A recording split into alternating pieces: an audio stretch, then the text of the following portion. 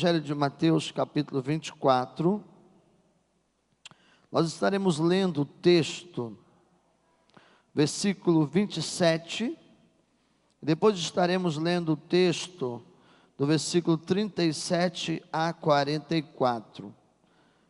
Evangelho de Mateus, capítulo 24, versículos 27, e depois estaremos lendo 37 a 44.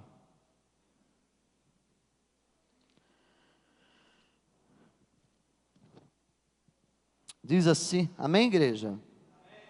Quem abriu comigo diz amém. Quem não abriu, nós podemos esperar, não tem problema não, tá? O texto diz assim, da palavra do Senhor: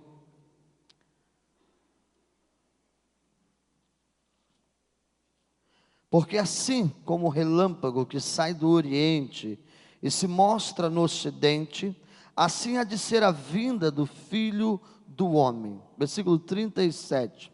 Pois assim como foi no dia de Noé, também será a vinda do Filho do Homem. Porquanto assim como nos dias anteriores ao dilúvio, comiam e bebiam, casavam e davam-se em casamento, até o dia em que Noé entrou na arca. E não perceberam, senão quando veio o dilúvio e os levou a todos. Assim será também a vinda do Filho do Homem. Então, dois estarão no campo, um será tomado e o outro deixado.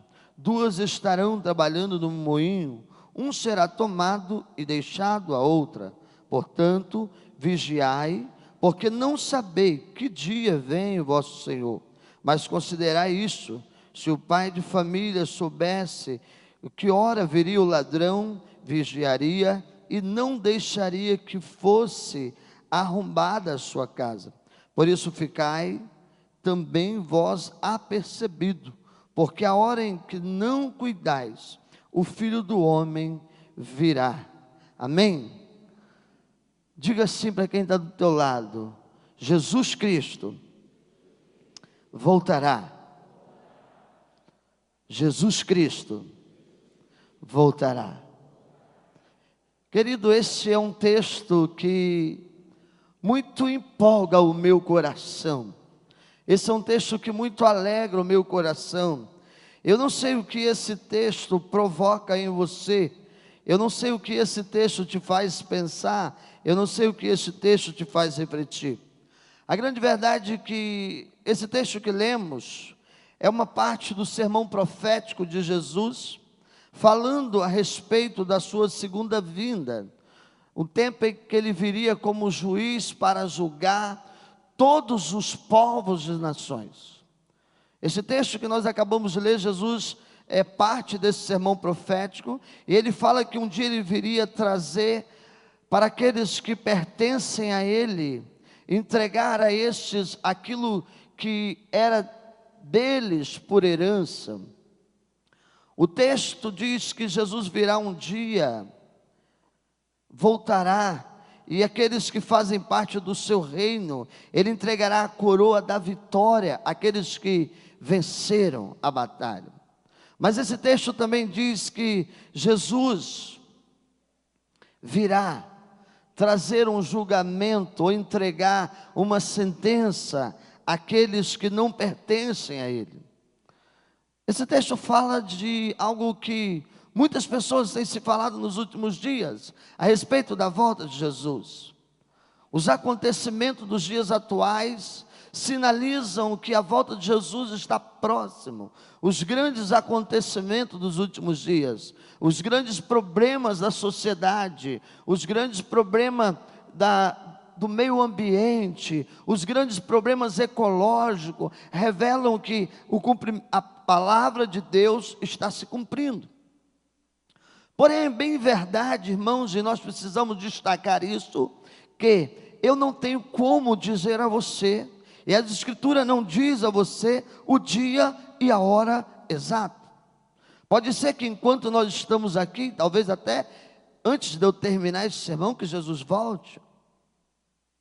Pode ser amanhã, pode ser daqui 50 anos, ou pode ser daqui 100 anos. Mas a grande verdade bíblica e a grande verdade encontrada nesse texto é que Jesus vai voltar. A grande verdade revelada nesse sermão profético de Jesus é: eu vou, mas eu voltarei. E eu voltarei para julgar todos, todas as raças, todas as tribos, todos os povos, todas as nações. Meninos, meninas, adolescentes, jovens, crianças, adultos, um dia terão que se apresentar diante de Deus. Eu não sei o que isso provoca no teu coração. E é bem verdade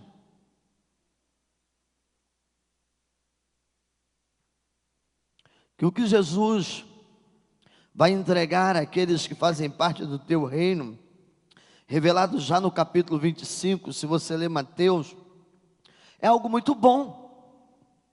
É algo muito bom. O que Jesus vai entregar àqueles que fazem parte do seu reino é algo maravilhoso, porque a Bíblia diz que esse é o tempo do cumprimento de todas as promessas de Deus.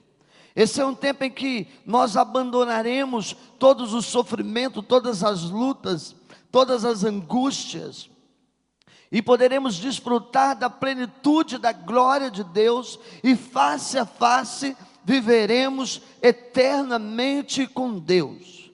Mas é bem verdade também que outros que não pertencem a Cristo receberão uma condenação revelada no capítulo 25, que é a condenação eterna. E a Bíblia diz que o que está preparado para este é um lugar de fogo, enxofre, de sofrimento.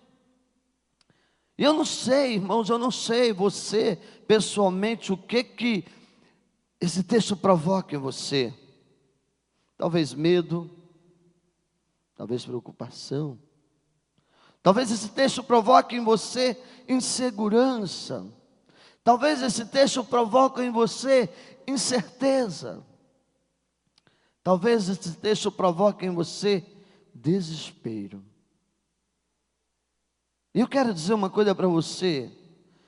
Se talvez você está aqui hoje e a volta de Jesus, o julgamento final, o dia do grande juízo traz preocupação sobre a sua vida, eu quero dizer uma coisa para você: essa preocupação é muito pertinente, e você deve estar preocupado sim.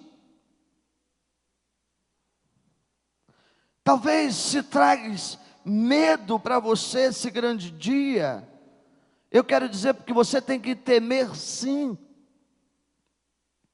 Talvez você esteja aqui nessa noite e isso traga incerteza para você, porque você não tem muita certeza de que lado você está. Talvez você tenha andado em cima do muro e você não sabe no dia do juízo o que é que vai acontecer, de que lado que você está. Então você vai estar cheio de incerteza e você tem que ter segurança e anseio por isso sim. Mas é bem verdade também que se esse texto dá a você tranquilidade diante de Deus, isso também é propício a você. Se esse texto traz esperança, alegria, contentamento para a sua vida, eu quero dizer a você que isso é para você sim.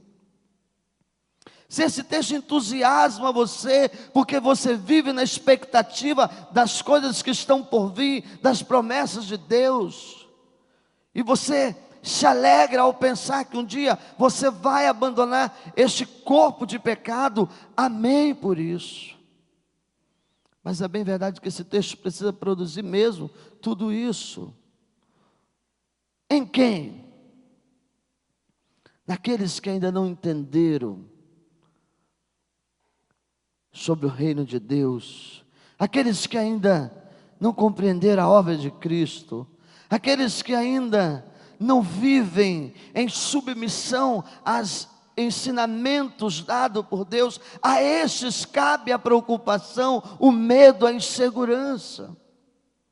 Aqueles que ainda não professam Jesus como o Senhor e Salvador de sua vida, a ponto de se render aos seus princípios e valores, a estes sim cabe o medo, cabe a insegurança, cabe a preocupação. aos que ainda não compreenderam a obra da cruz, a obra de redenção que Deus dá ao homem através do sacrifício de Cristo na cruz do Calvário, aqueles que não entenderam o presente da salvação, a graça redentora de Deus, a estes cabe toda a preocupação, todo medo, todo desespero, todo pavor diante de um dia em que Deus virá e colocará à sua esquerda aqueles que viverão eternamente sem Ele. Mas você que um dia já entregou a sua vida para Jesus, você que um dia já confessou Jesus como Senhor e Salvador de sua vida, você precisa entender que este é o tempo do cumprimento de todas as promessas de Deus sobre a tua vida. Aqui se cumprirá o que o apóstolo Paulo diz: eu tenho por certo que as coisas do presente não podem ser comparadas com a glória que a nós há de ser revelada em Cristo Jesus. Aqui se cumprirá a promessa de Jesus, quando Ele olha para a sua igreja reunida diante da sua ascensão, e Ele diz: não se turbe vossos corações. Diante dos seus discípulos, antes da sua morte, não se preocupe, creiam em mim, porque na casa do meu Pai há muitas moradas, e eu vou, mas eu voltarei e vos levarei para mim mesmo, para que onde eu estiver, vocês estejam também. A nós, que um dia entregamos a vida a Jesus, cabe nesse dia a nova Jerusalém. Paulo, escrevendo no 2 Coríntios capítulo 15, a partir do versículo 51, ele fala assim: eu quero falar a vocês uma coisa a qual nem eu mesmo consigo explicar, mas eu creio que num dia, como no piscar de olhos, os mortos ressuscitarão, e aqueles que estão vivos receberão um novo corpo em Cristo Jesus, e iremos habitar eternamente com Deus. Mas pastor, e o que fazer com o meu medo? E nesse texto eu encontro algo que dá uma grande esperança para nós, algo que pode fazer você que hoje teme diante da possibilidade da volta de Cristo Jesus, ter a mesma convicção e certeza da graça de Deus sobre a tua vida. Por quê? Porque a oportunidade ainda está aberta para todos. A Bíblia diz, quando você começa a ler esse texto, Jesus fala do seu reino como uma festa, uma grande festa de casamento. Jesus fala do sermão, nesse sermão profético, ele começa falando da parábola das bodas do Cordeiro, no capítulo 22, e quando ele começa pregando esse sermão profético, ele fala de uma boda, uma festa em que todos são convidados, em que todos são chamados a participar dessa festa. Jesus fala de uma festa que será celebrada, mas a importância dessa festa está nos convidados que receberão, que aceitarão o convite. O convite ainda está à porta, para que você possa viver as bodas desse Cordeiro, para que você hoje possa mandar embora todo medo, toda insegurança, para que você hoje possa mandar embora toda incerteza, para que você hoje possa mandar embora toda dúvida do seu coração. O convite continua aberto para você, e você pode receber de Deus gratuitamente esse passaporte e desfrutar dessas bodas do Cordeiro. Você pode receber o selo para este grande dia, para você não se encontrar à esquerda, mas você se encontrar à direita de Deus, e ouvir o grande grito de triunfo que diz: vinde, bendito de meu Pai, e recebei o que está preparado desde a fundação do mundo. Querido, eu quero dizer uma coisa para você nessa noite. Este é o maior grito de vitória que a humanidade pode ouvir: vinde e recebei o que está preparado para vocês desde a fundação do mundo.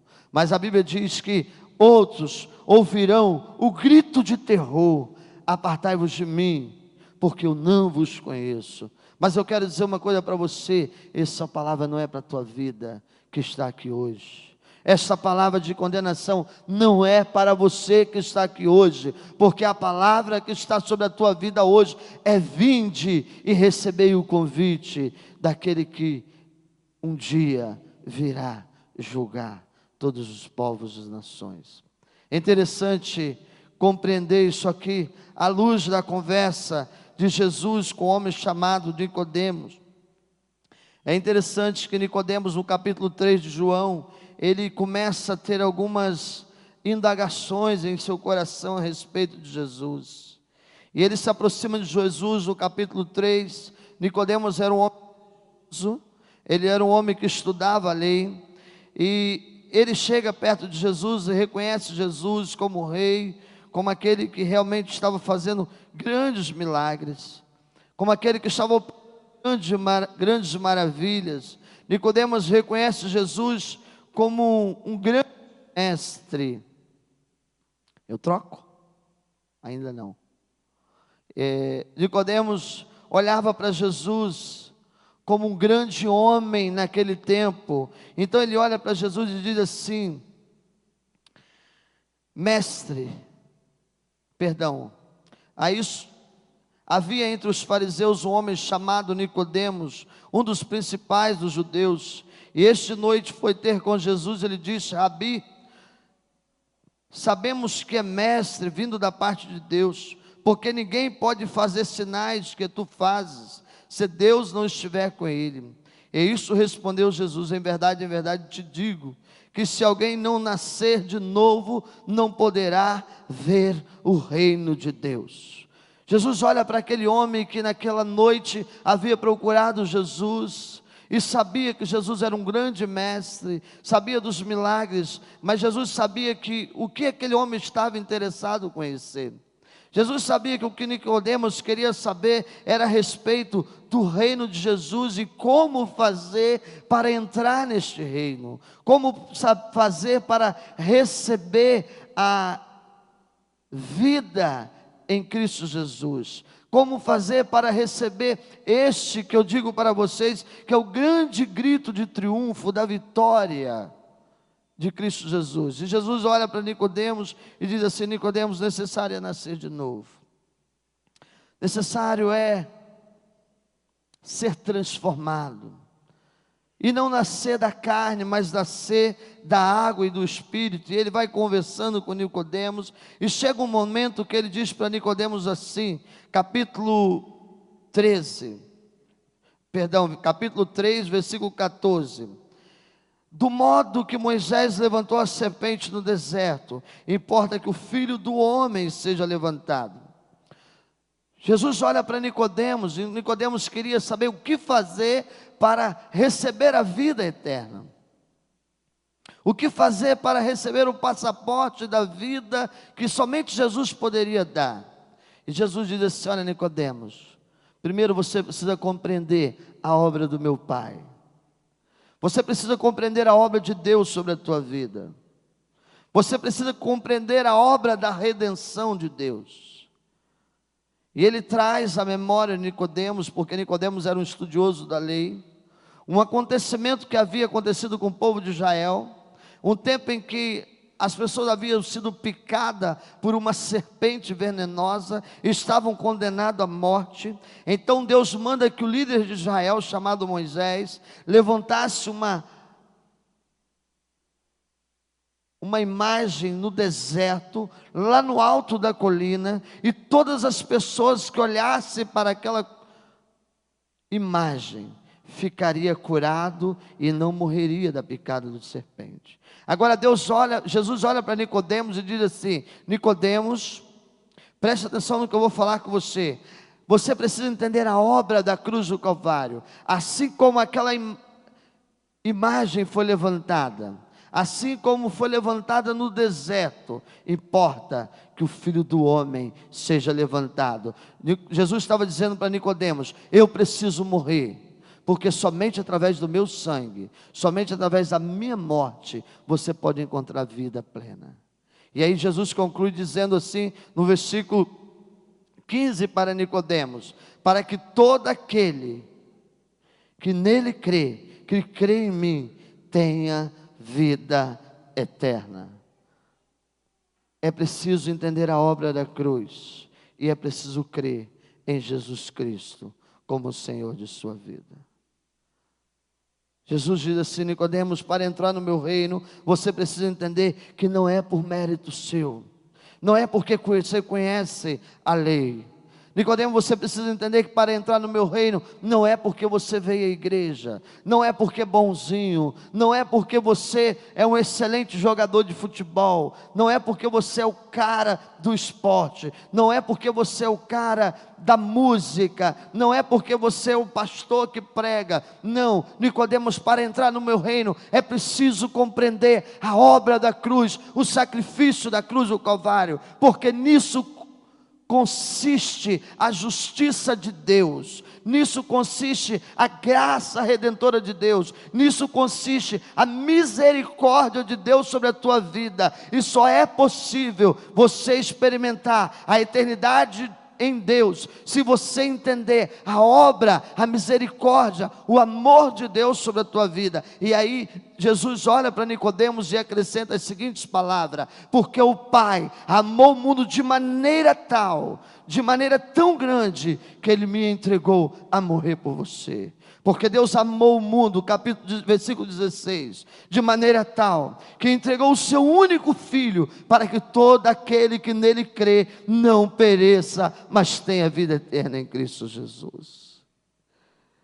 Nicodemo, você precisa entender o tamanho do amor de Deus pela tua vida, e crer na obra da cruz do Calvário. E aí, nessa conversa muito preciosa de Jesus com Nicodemos, Ele tira de Nicodemo algo que muitas vezes existe em nós. Quando nós falamos de julgamento final e de juízo final, quando nós pensamos em ouvir de Deus essa condenação que diz, tão pesada: apartai-vos de mim que eu não vos conheço, para o fogo eterno que está preparado para o diabo e os seus anjos. Nós muitas vezes temos uma ideia de um Deus mau, de um Deus que condena. E aí Jesus olha para Nicodemos e diz assim: Nicodemos, Deus amou o mundo de maneira que me mandou aqui. O Pai me mandou a morrer por você. E depois ele diz assim: e Nicodemos, eu não vim aqui condenar o mundo, eu não vim aqui julgar o mundo, eu não vim aqui mandar vocês para o inferno, não. Eu vim para salvar o mundo, eu vim para resgatar. Ele olha para Nicodemos e diz assim: porquanto Deus enviou o seu Filho ao mundo, não para julgar o mundo, mas para que o mundo fosse salvo por ele. Só é possível entender o novo nascimento, compreendendo essas coisas. E aí ele finaliza com uma palavra que ecoa através da eternidade: quem nele crê não é julgado, mas o que não crê já está condenado. Quem nele crê não será julgado, mas quem não crê já está condenado. O julgamento é este: a luz veio ao mundo, mas os homens amaram mais as trevas do que a luz. O julgamento é esse: os homens amaram mais as obras das trevas do que a luz, porque as suas obras eram más. No dia do juízo, querido, não tente você dar uma desculpa para Deus, porque você pode ouvir de Deus: filho, você escolheu as obras das trevas, e as suas obras são más. Você escolheu amar as trevas do que a luz. Talvez você possa olhar para Jesus nesse dia e dizer assim: Senhor, Mas eu fiquei muitos anos servindo ao Senhor lá naquele ministério de música em Aquidauana. Senhor, eu fiquei servindo como líder daquele ministério lá no Paraná. Senhor, eu cantei no coral desde que ele nasceu. E aí Jesus pode olhar para você e dizer assim: mas as obras do seu coração eram más. As obras do teu coração eram más. Porque os homens amaram mais as trevas do que a luz. E este é o julgamento. O julgamento não consiste num Deus vingativo, mas num Deus que ama e quer convidar você a vir para a luz, quer você abandonar toda a obra das trevas, tudo que é pecado, e viver no reino da sua maravilhosa luz. A Bíblia diz que Deus, através da eternidade, enviou o seu Filho ao mundo para que Ele nos livrasse do reino das trevas e nos transportasse para o reino da sua maravilhosa luz. Não há razão de temer, não há razão de se preocupar diante da possibilidade da volta de Cristo Jesus, mas há razão de temer e de se preocupar diante das obras dos nossos corações. Eu vou repetir isso para você. Não há razão de temer, não há razão de ter medo, não há razão de insegurança, não há razão de você se preocupar diante da volta de Cristo Jesus. Há razão de você se preocupar com as obras do teu coração, porque são elas que o Senhor quer ver. Eu quero encerrar fazendo uma pergunta para você: o que tem movido você? Quais são as suas motivações? Talvez, querido, deixa eu dizer uma coisa para você. Talvez você veja aqui nessa noite, muitas vezes Deus colocou no meu coração palavra de encorajamento. Muitas vezes eu preguei nesse púlpito palavra de encorajamento.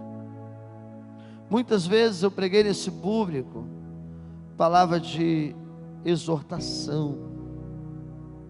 Muitas vezes eu preguei nesse público palavra de disciplina. E talvez você hoje veja aqui na expectativa de receber uma palavra de encorajamento, de força. Mas eu quero dizer uma coisa para você: a palavra que eu estou pregando para você hoje é uma palavra de vitória eterna sobre a tua vida. A palavra que eu estou pregando para você hoje,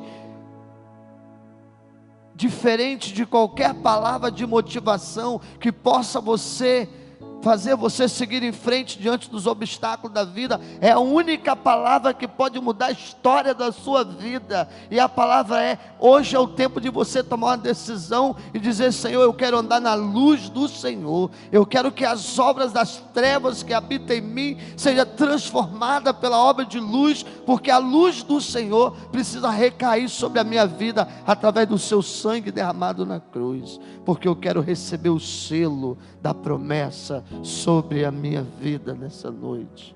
E querido, eu quero dizer uma coisa para você: hoje é o tempo de você tomar uma posição, porque a volta de Jesus está próxima. O texto que nós lemos diz que o dia e a hora não se sabe, mas Ele virá, e o dia que Ele vir não será mais o dia da oportunidade, porque esse dia Ele virá como juiz sobre a tua vida. Esse não é o dia da oportunidade, o dia da sua volta. O dia da tua oportunidade é hoje, é agora. O dia da sua decisão é agora por Jesus. Pastor, mas eu já aceitei Jesus no meu coração.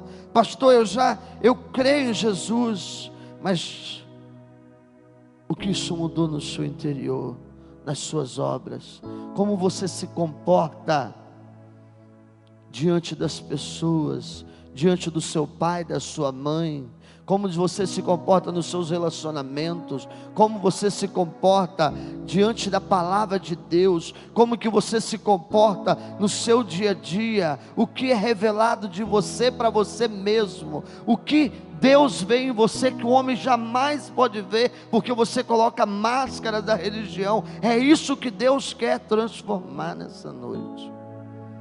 Essa é uma palavra transformadora, porque assim como um relâmpago que sai do Oriente, se mostra no Ocidente, assim é a vida do Filho do Homem.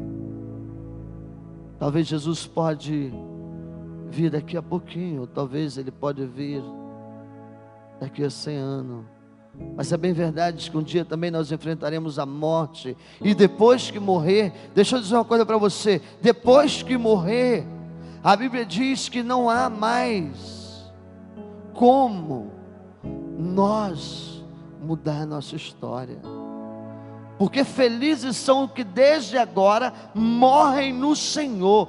Apocalipse capítulo 13, versículo 14, felizes são os que desde agora morrem no Senhor.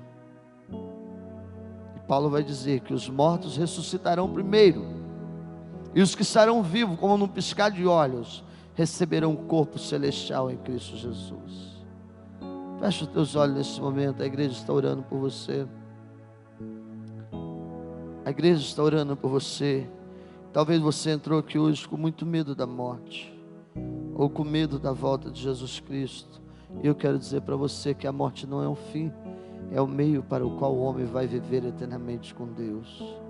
A morte física não é o fim, é o meio.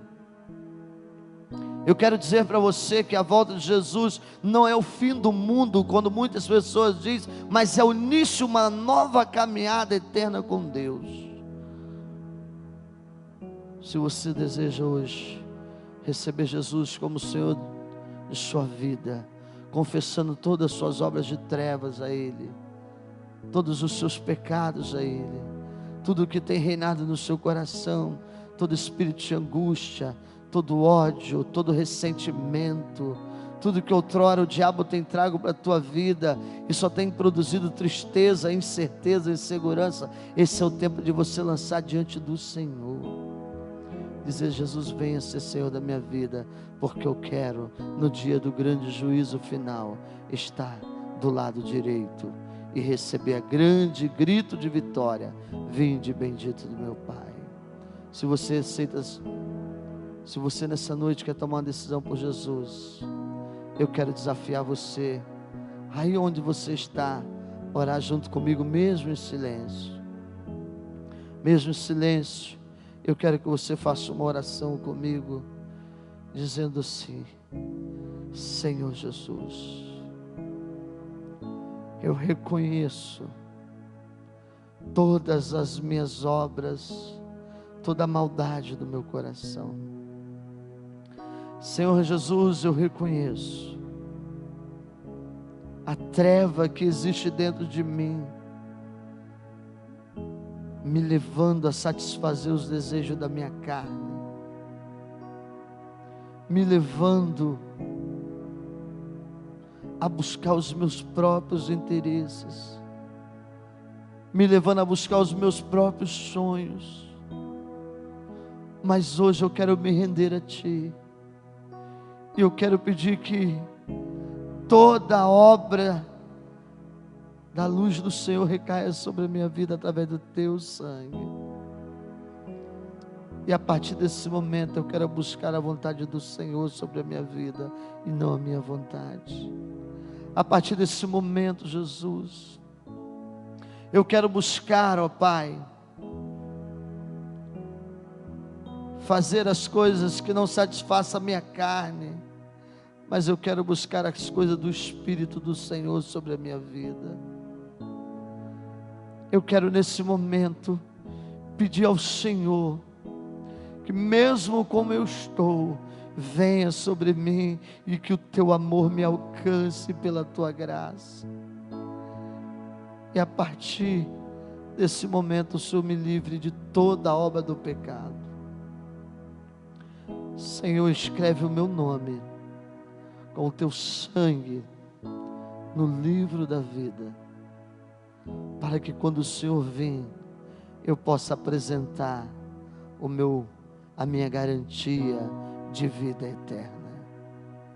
Eu possa apresentar os meus frutos ao Senhor, e que em mim haja frutos bons, frutos que permaneçam, frutos eternos, para que eu não seja como uma árvore que não produziu nenhum fruto e foi lançada ao fogo para ser queimada.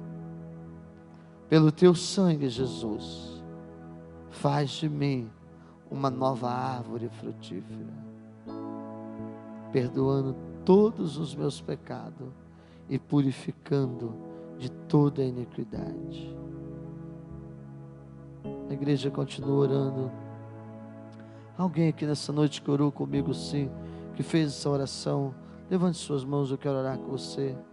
Alguém nessa noite que orou, entregando a sua vida para Jesus, confessando Jesus como o Senhor e Salvador da sua vida. Se você fez essa oração comigo, se outrora havia alguma obra de treva no seu coração, e você quer que Cristo hoje venha limpar, e você que orou dessa forma, mesmo em silêncio, levanta a sua mão e eu quero orar por você. Alguém que orou? Eu tenho certeza que a palavra do Senhor não volta vazia, porque ela é viva e ela produz vida no meio de nós. Glória a Deus. Glórias ao Senhor. Glórias ao Senhor. Que essa palavra possa produzir inquietação no seu coração, e a cada dia você possa buscar viver de acordo com a luz de Jesus sobre a tua vida. Santo Deus e Pai, nós chamamos, Senhor, nós chamamos, Deus, diante das muitas adversidades destes dias, diante dos problemas, ó Deus, que temos vivido, grande será a tua volta, grande será, ó Deus, um dia que a igreja do Senhor se apresentará diante do Senhor como igreja santa, pura, imaculada, e eu quero estar lá pelo teu sangue. E há pessoas essa noite compreendendo essa mensagem de salvação, dizendo: eu quero também que o meu nome seja escrito. E por isso eu peço que o Senhor sonde esses corações, sonde essas vidas, Pai, pelo poder do teu Espírito Santo, e traga, ó Deus, o encorajamento de uma nova vida, Pai. Que hoje todas as coisas se façam novas em seus corações, deixando para trás as coisas do pecado, prosseguindo para o alvo da salvação em Cristo Jesus. Que cada pessoa que nessa noite entendeu essa mensagem e que convidou o Senhor a morar nos seus corações, tenha os seus nomes escritos no livro da vida pelo teu precioso sangue. Obrigado, Deus, porque um dia esta mensagem alcançou a minha vida. Um dia, ó Deus, essa mensagem encontrou os corações que aqui estão presentes. Um dia essa mensagem produziu vida em nós, e hoje nós vivemos para te adorar, porque o Senhor, somente o Senhor é digno de toda adoração.